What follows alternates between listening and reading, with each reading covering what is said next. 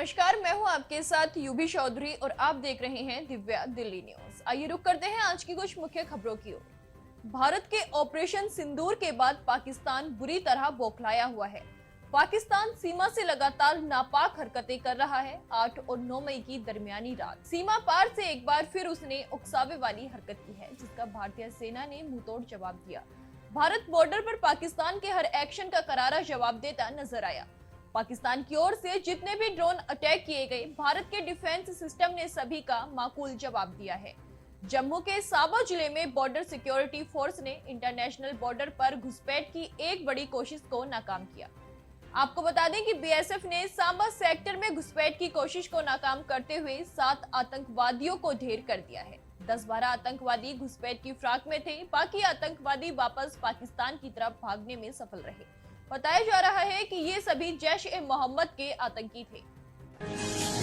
बढ़ते हैं अगली खबर की ओर। भारत और पाकिस्तान के बीच हालिया तनाव और सीमा पर बढ़ते संघर्ष के बीच भारतीय सेनाओं ने पाकिस्तान के हर हमले का करारा जवाब देते हुए ऑपरेशन सिंदूर के तहत आतंकी ठिकानों पर जोरदार एयर स्ट्राइक की, जिससे लाहौर से इस्लामाबाद तक खलबली मच गई। इस सैन्य कार्रवाई और बढ़ते भू राजनीतिक तनाव के बावजूद भारतीय शेयर बाजार में डिफेंस सेक्टर के स्टॉक्स ने शानदार प्रदर्शन किया। जहां सेंसेक्स और निफ्टी में गिरावट देखने को मिली, वहीं पारस डिफेंस, एचएएल जैसी कंपनियों के शेयरों में जबरदस्त तेजी दर्ज की गई है। खासकर पारस डिफेंस का शेयर शुक्रवार को कारोबार के शुरुआती घंटे में ही करीब 6% की उछाल के साथ 1439 तक पहुंच गया और कंपनी का मार्केट कैप उछलकर 7,780 करोड़ पर पहुंच गया, जो निवेशकों के भरोसे और डिफेंस सेक्टर की बढ़ती मांग का संकेत है। पाकिस्तान से तनाव के बीच भारत सरकार ने फेक न्यूज फैलाने वाले 8000 एक्स अकाउंट बंद करने के आदेश दिए हैं। इनमें इंटरनेशनल न्यूज ऑर्गेनाइजेशन के अकाउंट भी शामिल हैं। एक्स ने दावा अपने ग्लोबल गवर्नमेंट अफेयर्स अकाउंट के जरिए किया है। प्लेटफॉर्म ने कहा कि हम इससे सहमत नहीं हैं। ये पोस्ट और अकाउंट सिर्फ भारत में नहीं दिखेंगे। ग्लोबल गवर्नमेंट अफेयर्स ने अपने ऑफिशियली एक्स अकाउंट पर पोस्ट कर बताया कि भारत सरकार ने ऐसे अकाउंट्स और पोस्ट को बैन करने के आदेश जारी किए हैं, जो फर्जी खबरें, पाकिस्तान के लिए प्रोपेगेंडा और भारत विरोधी कंटेंट फैला रहे हैं। सरकार का कहना है कि ये कार्रवाई राष्ट्रीय सुरक्षा और साइबर सुरक्षा को मजबूत करने के लिए की गई है। वहीं कुछ अकाउंट्स पर भारत में अस्थिरता फैलाने और गलत सूचना प्रसारित करने का भी आरोप है। भारत और पाकिस्तान के बीच गुरुवार की रात हुई हवाई हमलों के बीच रेलवे भी अलर्ट मोड में आ गया है।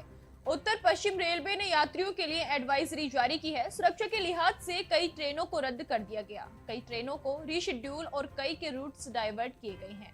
उत्तर पश्चिम रेलवे के मुख्य जनसंपर्क अधिकारी शशि किरण ने जानकारी दी कि कुछ ट्रेन सेवाओं में आंशिक रद्दीकरण, पुनः निर्धारीकरण और मार्ग में देरी जैसी बाधाएं सामने आ रही हैं। रेलवे ने यात्रियों से अपने यात्रा कार्यक्रमों की जांच करने की अपील की है, ताकि उन्हें असुविधा ना हो। रेलवे अधिकारियों का कहना है कि यात्री अपनी यात्रा से पहले नई जानकारी जरूर चेक करें और जरूरत पड़ने पर कोई विकल्प भी तैयार रखें। इस स्थिति के कारण यात्रियों को होने वाली असुविधा के लिए रेलवे ने खेद जताया है और समुचित व्यवस्था करने का वादा किया है। इसके अलावा रेलवे ने सभी रेलवे कर्मचारियों को भी सुरक्षा निर्देश दिए हैं। तो करते हैं अगली खबर की ओर। भारत पाकिस्तान के बीच जारी तनाव के मद्देनजर दिल्ली पुलिस ने शुक्रवार को सुरक्षा बढ़ाने का फैसला लिया। इस फैसले के तहत राष्ट्रीय राजधानी के ऐतिहासिक इमारतों जैसे लाल किला और कुतुब मीनार सहित अन्य भवनों की सुरक्षा बढ़ा दी गई है। दिल्ली में लोगों की सुरक्षा, सरकारी और गैर सरकारी संस्थानों के दफ्तरों, ऐतिहासिक इमारतों सहित अन्य प्रतिष्ठानों की अहमियत को देखते हुए सरकार ने सुरक्षा में बढ़ोतरी का फैसला लिया है। इस फैसले के तहत दिल्ली पुलिस ने लाल किला, कुतुब मीनार के पास पुलिस बलों की तैनाती बढ़ा दी है। चूंकि ऐतिहासिक इमारतों के पास भारी संख्या में भीड़ आती है, ऐसे में एहतियातन ये कदम उठाया गया है। दरअसल पिछले 3 दिनों से भारत पाकिस्तान के बीच भारी गोलीबारी और एयर स्ट्राइक की वजह से तनाव काफी बढ़ गया है। पाकिस्तान द्वारा ड्रोन का भी इस्तेमाल किया जा रहा है, इससे लोग खौफ का माहौल में हैं। जम्मू में गुरुवार की रात पाकिस्तान की ओर से ड्रोन हमले की कोशिश के तत्काल बाद ब्लैकआउट लागू करना पड़ा। हालांकि बीएसएफ ने पाकिस्तानी सेना की ओर से जारी हमले की कोशिशों को विफल कर दिया है।